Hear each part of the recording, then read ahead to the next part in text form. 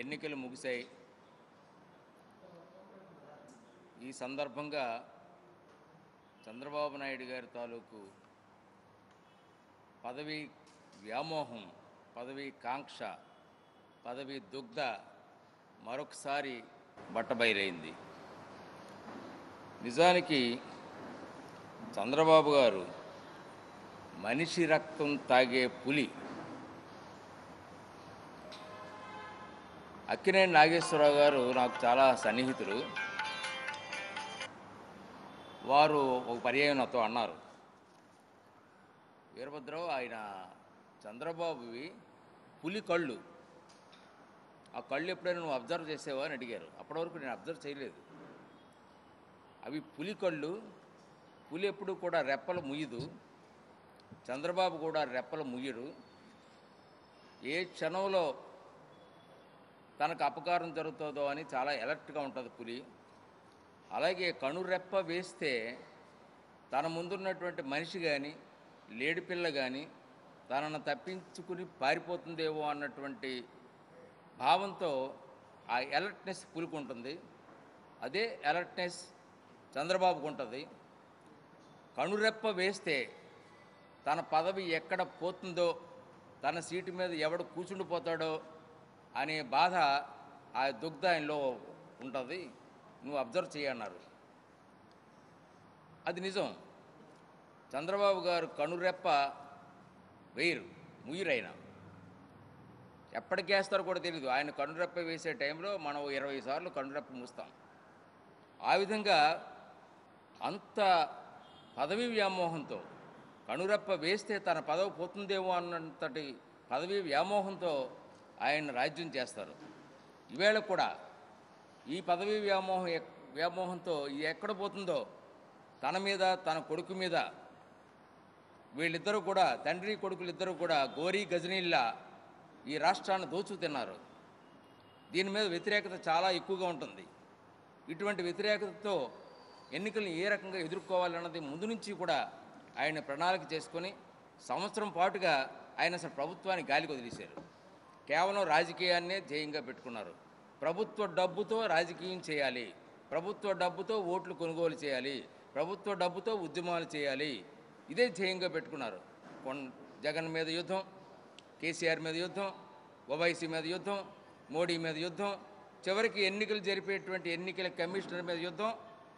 ఎవరిని వదలడు ఆయన, మొత్తం అందరి మీద. ఆఖరికి ఎన్నికల ముందు రోజు వెళ్ళి ఎన్నికల కమిషనర్తో కూడా ఫైటింగ్. వీధి రౌడీలా తయారయ్యారు చంద్రబాబు నాయుడు గారు. ఒక ముఖ్యమంత్రిగా ఆయన తయారవ్వలేదు. ఆయన ముఖ్యమంత్రి పదవికి రాజీనామా ఇచ్చి ఎన్నికల్లో పాల్గొంటే చాలా బాగుండేది, ఆయనకు గౌరవం దక్కేది. పదవి చేతిలో పెట్టుకుని అధికార దుర్వినియోగం చేస్తూ అధికారుల్ని దమాయించడం, ప్రతివారిని కూడా తనకు కావాల్సిన అధికారులే ఉంచాలి, తనకు కావాల్సిన అధికారులు తీసేయడానికి వీల్లేదు. ఎన్నికల కమిషన్ ఎవడు, వాడెవడు, వీడెవడు, ఏంటండి ఆ భాష అంటే వచ్చేసింది ఆయనకి. ఫ్రస్ట్రేషన్ వచ్చేసి ఓడిపోతున్నాం అన్నటువంటి బాధ రావడం. అలాగే 50 లక్షల మంది ఓటర్లను తొలగించారు. ఎవరు తొలగించారంటే ప్రభుత్వం తాలూకు డ్యూటీ అది, ఎన్నికల కమిషన్ డ్యూటీ కాదు. ప్రభుత్వం ఓటర్ లిస్టులను ప్రిపేర్ చేసి ఆ ఓటర్ లిస్ట్ని ఎన్నికల కమిషన్కి అప్పగించాలి. It was the duty of the government. Government ఎవరిది? చంద్రబాబు చేతిలో ఉంది. 50 లక్షల ఓటర్లు ఓట్లు లేకుండా పోవడం అనేటువంటి జరిగింది, తొలగించారు కావాలని. నిన్న ఓటింగ్ ఎలక్షన్ వచ్చేసరికల్లా ఓటర్ కార్డ్స్ తీసుకుని వచ్చారు ప్రజలు. బాబు మా ఓటు వేస్తామని అంటే మీ లిస్టులో మీ ఓటు లేదమ్మా అలాగని చెప్పి పంపించారు. అనేక మంది, ఆ 50 లక్షలు కూడా ఎక్కువ ఉంటుంది, అంతకంటే ఎక్కువ కూడా ఉంటుంటుంది. నేను చూస్తే చాలామంది పాపం కుటుంబాలతో సైతంగా ఓటర్ కార్డ్స్ పెట్టుకొని వస్తే వాళ్ళకి మీ ఓట్లు లేదమ్మా చెప్తే చాలా నిరాశతో వారు వెళ్ళిపోయేటువంటి పరిస్థితి రావడం అనేటువంటి జరిగింది.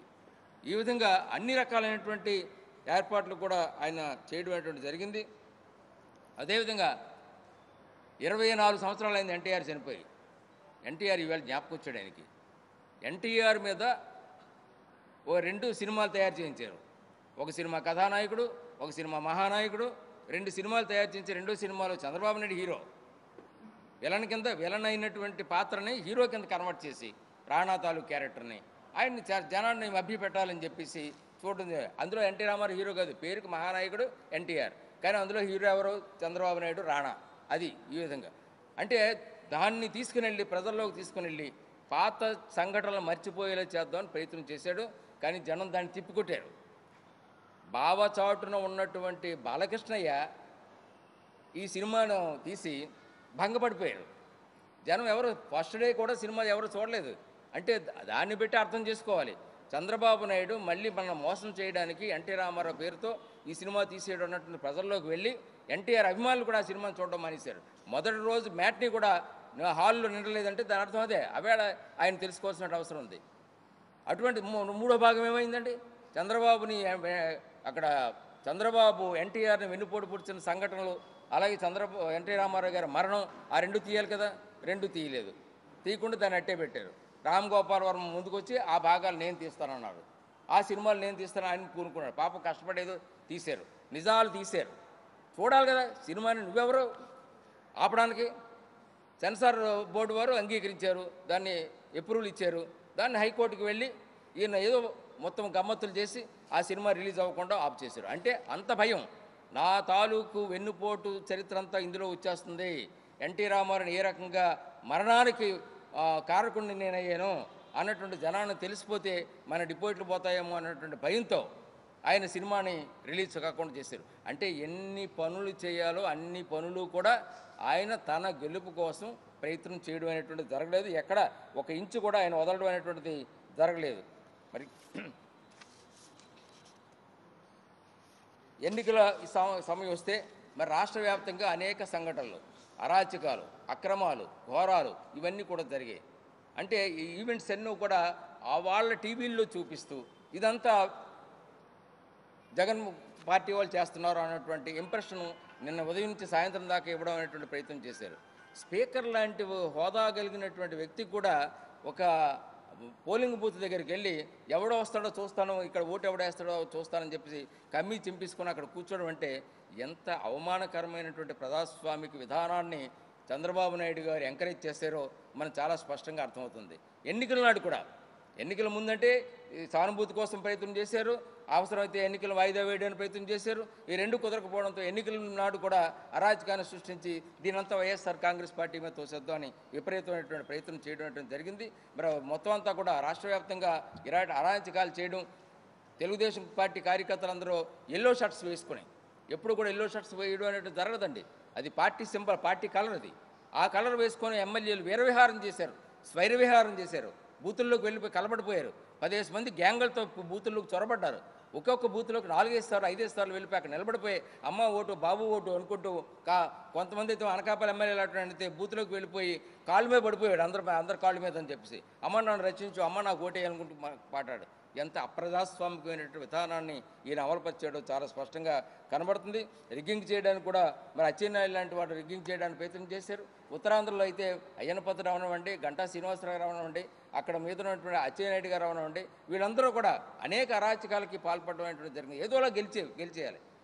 ఒక రాష్ట్రంలో తెలుగుదేశం పార్టీ పోయినా మనం మాత్రం గెలిచేయాలి, అవసరమైతే మన వైఎస్ఆర్సీపీలకు మనం మారిపోవడానికి కూడా ప్రయత్నం చేద్దాం అన్నటువంటి బాధతో వాళ్ళు ఆ ప్రయత్నంతో వీళ్ళందరూ కూడా ప్రయత్నాలు చేయడం అనేటువంటి జరిగింది.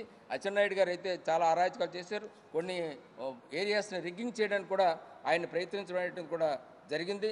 అదేవిధంగా ఇక్కడ అపార్ట్మెంట్స్ ఏవైతే అపార్ట్మెంట్స్లో కూడా ఒక్కొక్క ఫ్రిడ్జ్ ఇవ్వడానికి ప్రయత్నం చేయడం, ఏసీలు ఊళ్ళలో ఉన్నటువంటి వాళ్ళు ఏసీలు ఇవ్వడానికి ప్రయత్నం చేయడం, ఇవన్నీ కూడా గంటా శ్రీనివాసరావు ఇక్కడ చేయడం అనేటువంటిది జరిగింది. అయ్యన్నపాత్రుడు గారు చెప్పక్కర్లేదు, ఎవడొస్తాడంటే నర్సీపట్నం ఏరియాలో ఎవడో ఉండడానికి వీల్లేదు అన్నటువంటిది ఆయన చేయడం అనేటువంటిది జరిగింది. ఈ రకంగా భయభ్రాంతుల్ని చేయడం అనేటువంటిది కూడా చేయడానికి ప్రయత్నం చేయడం అనేటువంటి జరిగింది.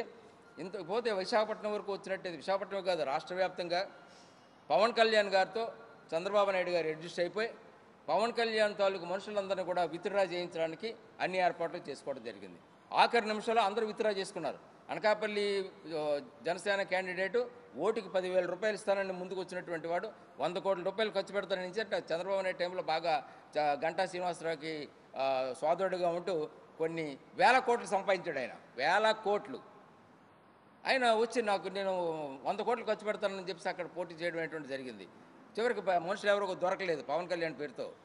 ఆఖరి నిమిషాలు మొత్తం మీద రాష్ట్ర వ్యాప్తంగా ఆ క్యాండిడేట్స్ని విత్డ్రా చేయించడానికి ప్రయత్నం చేసి కృషి భరించుకున్నాడు చంద్రబాబు నాయుడు. ఇక్కడ విశాఖపట్నంలో కూడా పవన్ కళ్యాణ్ స్వయంగా నిలబడిన చోట కూడా టీడీపీ అభ్యర్థి పల్లా శ్రీనివాసరావుని పోటీ నుంచి విరమింపజేసి మీరంతా కూడా పవన్ కళ్యాణ్ చేయండి అనేటువంటి ఆదేశాలు జారీ చేయడం జరిగింది. అలాగే ఇక్కడ జేడీ లక్ష్మీనారాయణని అనఫిషియల్గా తెలుగుదేశం క్యాండిడేట్ కింద తయారు చేశారు. పవన్ కళ్యాణ్ క్యాండిడేట్ ఇక్కడ గెలవాలి. 2 కారణాలు దానికి. ఒక కారణం పవన్ కళ్యాణ్ని ప్లీజ్ చేయడం కోసం ఒక ఎంపీ సీట్ అయినా నాకు ఇవ్వండి అన్నప్పుడు జేడీ లక్ష్మీనారాయణ ఎంపీకి పంపిద్దాం అన్నటువంటి ఉద్దేశంతో ఇక్కడ రాజీ పడ్డారు. రెండవది ఏంటంటే లోకేష్ బాబు తాలూకా రాజకీయం. లోకేష్ బాబుకు తోడలుడు టీడీపీ అభ్యర్థి ఎంబీఎస్ మూర్తి గారి కొడుకు భరత్ ఓడిపోవాలి. తోడలుల రాజకీయం. ఎందుకంటే అక్కడ చంద్రబాబు నాయుడు డాక్టర్ వెంకటేశ్వర్లు ఎలాగైతే రాజకీయం చేసి విభేదాలు పొందారో అలాంటి విభేదాలు పార్టీలో రాకూడదు, ఒక ప్యారలల్ ఆర్గనైజేషన్ నాకు ఉండకూడదు అన్నటువంటి ఉద్దేశంతో లోకేష్ ఇక్కడ అభ్యర్థులందరికీ ఆయన ఫోన్ చేసి చెప్పారు, భరత్ ఓడిపోవాలి, నా తోడలుడు ఓడిపోవాలి, పవన్ క్యాండిడేట్ జేడీ లక్ష్మీనారాయణ ఉన్నాడు, అతనికి ఓట్లు వేయించండి, అతను గెలిచినా పర్వాలేదు అన్నటువంటి రాజకీయం అక్కడ చేయడం జరిగింది. ఈ విధంగా ఎక్కడా కూడా ఎథిక్స్ లేవు, పార్టీ విధానాలు లేవు, పార్టీ తాలూకు డిసిప్లిన్ క్రమశిక్షణ అనేటువంటిది లేదు. ప్రజల్ని ఆటలాడుకున్నారు, ఫుట్బాల్లో ఆడుకున్నారన్నమాట ప్రజలు వెర్రివాళ్ళు. మనం ఏమి చెప్తే అదే చేస్తారు. నువ్వు టీడీపీకి ఓటేయంటే టీడీపీకి వేస్తారు, నువ్వు గ్లాసుకి ఓటేయంటే గ్లాసుకి వేస్తారు అన్నటువంటి భావంతో ఆయన రాజకీయాలు చేయడం అనేటువంటిది జరిగింది. ఈ విధంగా ఎన్ని ఆటలు ఆడినప్పటికీ కూడా ఇవాళ ఓటర్స్ అంతా కూడా చాలా సంయమనం పాటించారు. ఆఖరి నిమిషాలు ఇంకోటి ఏంటంటే మన ప్రాంతంలో ఈవీఎంస్ అన్నీ కూడా మొరాయించిపోయాయి. ఈవీఎంస్ మొరాయించిపోవడంతో 3 గంటలు వెయిటింగ్లో ఉన్నారు ప్రజలు. ఎంత దారుణమైనటువంటి వ్యవస్థ ఏనాడు కూడా లేదు. 3 గంటల వెయిటింగ్లో ఉండడం చివరికి ఓటింగ్ సరళి కూడా తగ్గిపోయింది. వెళ్ళిపోయినట్టు ఇంక ఓటు వేయలేము అన్నటువంటి ఉద్దేశంతో వెళ్ళిపోయారు. సాధారణంగా ప్రతి చోట కూడా ఈవీఎంలు స్పేర్ ఈవీఎంస్ ఉంటాయి. ఈవేళ మన జిల్లాలో స్పేర్ ఈవీఎంస్ ఎందుకు పెట్టకుండా ఈవీఎం పనిచేయలేదని అంటే రిపేర్ చేసేవాడిని పంపిస్తారండి. ఎంతమంది రిపేర్ చేస్తారో? 1-2 రిపేరర్స్ ఉన్నారు, మెకానిక్స్. వాళ్ళు మొత్తం అంతా కూడా 20-30 ఈవీఎంస్ పనిచేయకపోతే ఆ మెకానిక్స్ పంపించేవారు. ఇదేమన్యాయం అండి? ఎక్కడైనా ఉందండి ఇది? స్పేర్ ఈవీఎంస్ లేకుండా ఎన్నికలు జరపడం అనేటువంటిది. అది ఎన్నికల కమిషన్ మీద కాదు నేననేది. ఎన్నికల కమిషన్ తాలూకు విధులు నిర్వర్తించేది ఎవరు? జిల్లా కలెక్టర్. జిల్లా కలెక్టర్లు ఎవరి చేత నియమింపబడ్డారు? చంద్రబాబు నాయుడు గారి చేత నియమింపబడినటువంటి జిల్లా కలెక్టర్లు ఉన్నారు. వాళ్ళు కావాలని విఫలం చేశారా? ఇది ఎన్నికల కమిషనర్ కూడా ఇవాళ నేను ఒప్పుకున్నారు, అంగీకరించాడు. ఈ విధమైనటువంటి పొరపాట్లు జరిగాయి, ఏర్పాట్లు కూడా కొన్ని చేయలేదు, వాటర్ ఫెసిలిటీ కలుగజేయలేదు, టెంట్లు వేయలేదు, these are the lapses in conducting the elections అని ఆయన అడ్మిట్ అయ్యారు.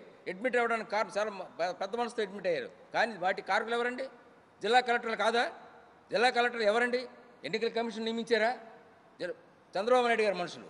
కాబట్టి వాళ్ళు కూడా ఈ ఎన్నికల విధానాన్ని శాబటైజ్ చేద్దామన్నటువంటి ఉద్దేశంతో వాళ్ళు కూడా ఎన్నికల కమిషన్కి సహకరించకుండా విధానాలకు వ్యతిరేకంగా కూడా ప్రజల్లో ఒక అల్లకల్లోలను సృష్టించాలి అన్నటువంటి ఉద్దేశం. ఎక్కడైతే తెలుగుదేశం పార్టీ ఓడిపోతుందని వాళ్ళు డౌట్ పడ్డారో అటువంటి చోటల్లా కూడా ఇలాంటివన్నీ కూడా సృష్టించి ఇవన్నీ ల్యాప్సెస్ అన్నీ కూడా చేయడానికి కారకులు జిల్లా కలెక్టర్లే అని చెప్పి నేను తెలియపరుస్తూ, ఈవేళ మొత్తం ఏదేమైనా ప్రజల్లో దీనివల్ల కూడా ఓటింగ్ సరళ తగ్గిపోవడం కాకుండా ఓటింగ్ పర్సంటేజ్ కూడా అనకాపల్లి లాంటి చోట ఓటింగ్ పర్సంటేజ్ తగ్గిపోవడానికి కారణం ఓటర్లు విసిగెత్తిపోయి ఈవీఎంలు పనిచేయక వెళ్ళిపోయినటువంటి పరిస్థితులు రావడం అనేటువంటి జరిగింది. దీనికి అంతటికీ కూడా జిల్లా యంత్రాంగం కారకులను నేను తెలియజేస్తున్నాను. ఏది ఏమైనా తెలుగు ప్రజలు ఒక సరి అయినటువంటి నిర్ణయాన్ని తీసుకున్నారనే వాళ్ళ మొహాల్లో మనకు చాలా స్పష్టంగా కనిపించింది. ప్రజలు చాలా సంతృప్తికరంగా ఒక రాక్షస ప్రభుత్వాన్ని తీసేసాం, ఒక అవినీతి ప్రభుత్వాన్ని తీసేసాం, గోరీ గజనీల ప్రభుత్వం అంతం చేసాము, ఒక కొత్త నూతనత్వమైనటువంటి ముఖ్యమంత్రి మనకు కావాలి, వీ వాంట్ చేంజ్, మాకు మార్పు కావాలి, మార్పు తీసుకొస్తున్నాం అన్నటువంటి భావం ప్రతి ఓటర్ తాలూకు మొహాల్లో కూడా మాకు కనిపించింది.